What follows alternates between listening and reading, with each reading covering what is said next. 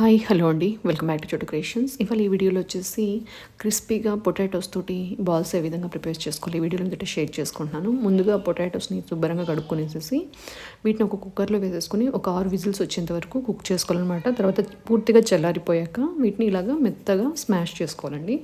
తర్వాత ఇందులోకి రుచికి సరిపడా ఉప్పు, అలాగే కొత్తిమీర, ఒక 5 టేబుల్ స్పూన్ల కార్న్ ఫ్లోర్, అలాగే ఉంటే కొన్ని చిల్లీ ఫ్లేక్స్ కూడా యాడ్ చేసుకోవచ్చు అనమాట. ఇన్ కేస్ చిల్లీ ఫ్లేక్స్ కనుక లేకపోతే ఎండుమిరపకాయలని మీరు కచ్చాపచ్చగా గ్రైండ్ చేసుకుని యాడ్ చేసుకున్నా సరిపోతుంది. సో ఇప్పుడు వీటిని అన్నింటిని కూడా బాగా మిక్స్ చేసేసి ఇలాగా ముద్దనైతే ప్రిపేర్ చేసుకుంటున్నాను. ఇప్పుడు వీటిని చిన్న చిన్న బాల్స్ లాగా ప్రిపేర్ చేసేసుకొని డీప్ ఫ్రై చేసుకోవడమే అనమాట. చాలా సింపుల్గా, చాలా టేస్టీగా ఈ పొటాటో బాల్స్ని అయితే మనం ప్రిపేర్ చేసుకోవచ్చు అనమాట. చాలా చాలా టేస్టీగా ఉంటాయి.